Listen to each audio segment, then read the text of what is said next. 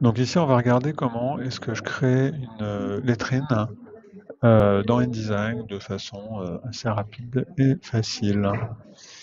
Euh, je vais venir me placer dans le bloc de texte qui m'intéresse et je vais moi plutôt passer directement par un style de paragraphe. Je trouve que c'est plus rapide, hein, mais on retrouve les mêmes commandes dans la barre de contrôle du haut.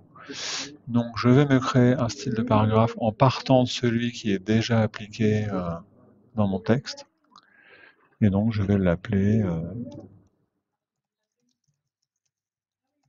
bonhomie lettrine en appliquant le style à la sélection. Je vais aller dans mon onglet de lettrine et là j'ai principalement deux éléments à régler. C'est sur quel nombre de lignes je veux que ma lettrine s'étale en hauteur. Typiquement dans cet exercice-là, on me demande sur 14 lignes, c'est une grosse lettrine, hein. Voilà. 14 lignes, donc ça me donne la hauteur par rapport au nombre de lignes dans le paragraphe, bien sûr. Et puis je pourrais choisir aussi le nombre de caractères que je veux en lettrine. Là, il y en a un, c'est souvent ce qui se fait, mais je pourrais en vouloir deux. Là, ça rentre plus, mais je pourrais avoir tout le mot en lettrine. Bon, là, je vais en laisser un.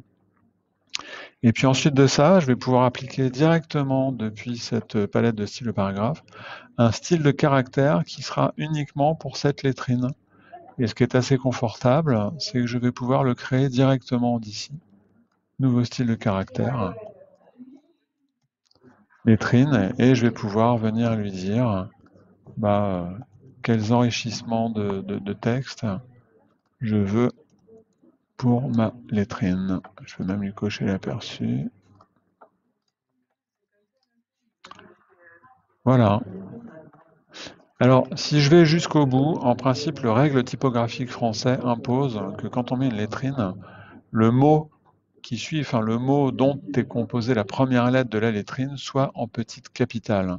Et ça, de la même façon, je peux le faire directement ici et de façon automatique via les styles imbriqués. Et je vais lui dire un nouveau style imbriqué.